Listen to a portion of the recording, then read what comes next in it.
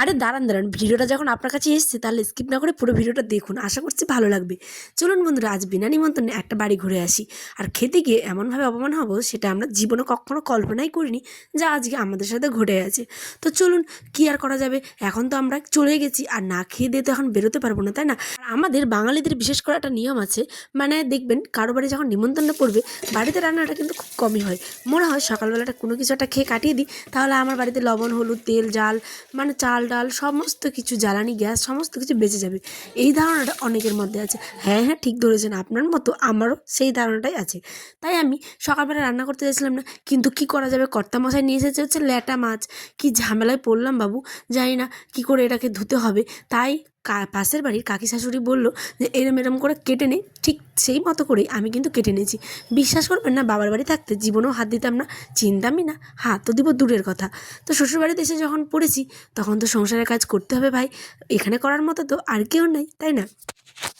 তাই কাকি শাশুড়ি যেমনটা বলে দিয়েছে ঠিক তেমনটাই আমি ওনার দিকে দেখছি। আর দেখুন মুখটা কি বাংলার পাঁচের মতো করে রেখেছি।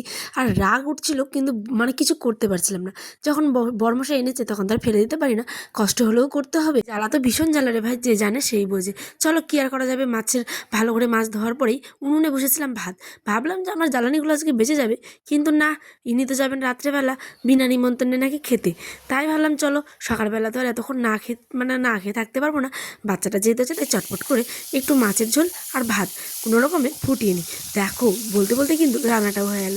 সবাই কম বেশি মাছের ভাত আর মাছের ঝোল আর ভাত, কি ভুলভাল বকছি বলো তো। যাই হোক, মাছের ঝোল আর ভাত কিন্তু সবাই কম বেশি করতে পারে, তাই ওগুলোকে আর নতুন করে শেয়ার করলাম না। এদিকে আমি যাব বলে মানে আমার মাথা পুরো খারাপ হয়ে গেছে। আমার মতো কারখারে এই অভ্যাসটা আছে বলো তো, মানে বিশেষ করে এই অসুখটা আছে বলো তো, কাপড় গোছানো নিয়ে।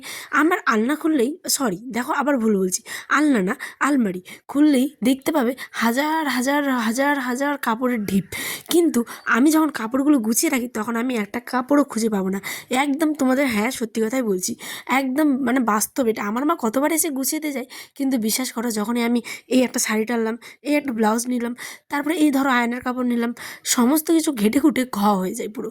তাই আজ যখন ভেবেছি আমার সোনা আব্বাটা ওই যে দূরে দেখছো বালিশের মনে, বালিশের মাথা দিয়ে বেশ করে কিন্তু ঘুমিয়ে আছে, তাই ভাবলাম চলো আলমারিটা, দেখো ভুল বলছি, শকেসটা গুছিয়ে নিব।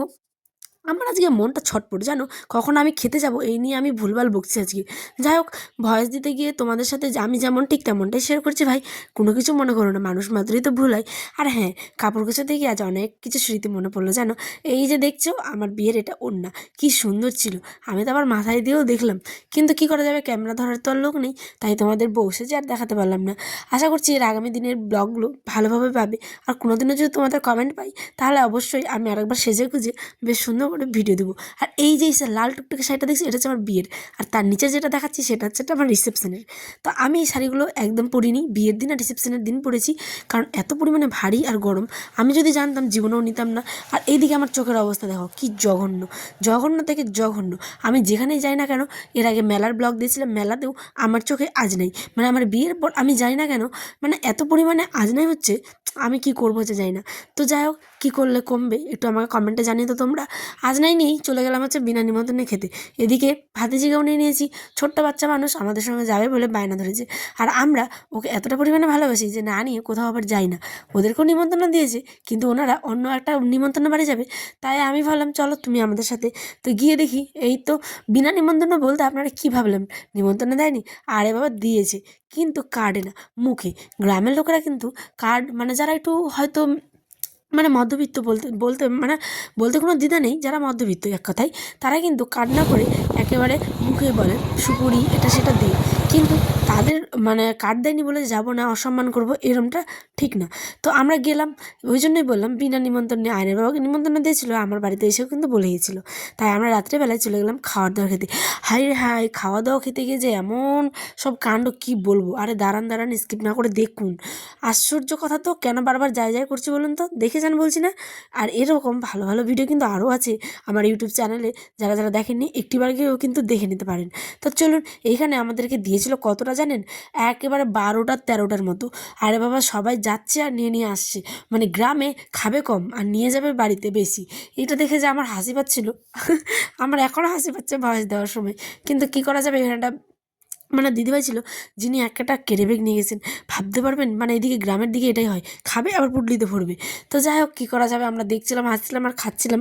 তো খেতে খেতে এদিকে চলে এসেছে মাংস দিতে, বুদে নাকি শেষ হয়ে আছে, মানে বুনিয়া যাকে বলে। তাই এখানে মাংস আর সবজি দিয়ে একদম বেশ ভালো করে মানে খাবারটা খাচ্ছিলাম। তার মধ্যেই ঘটে গেল আমাদের সাথে এমন ঘটনা, আয়নের বাবার পাতেও একটা চুল, আমার রান্নার পাতেও মানে মাংসতেও একটা চুল। তাই আমি ভালো করে মাংসগুলো কিন্তু দেখে নিচ্ছিলাম যে আবার কোথাও চুল আছে কিনা। তাই কী করা যাবে, মানুষ তো ওনারাও একটু ভুল হতেই পারেন। এদিকে দেখো খপাং করে আমি কিন্তু আয়নের মাংসটা উঠিয়ে নিলাম, কারণ বিয়েবাড়ির মাংস কিন্তু আমার যা লাগে দুর্দান্ত, ভাবতে পারবেন আমার যা লাগে অসাধারণ। তো ব্লগটা কেমন হলো কমেন্টে জানিও। আজ আসি, দেখা আমাদের ব্লগে, সকাল ভালো থেকো, সুস্থ থেকো, বাই বাই।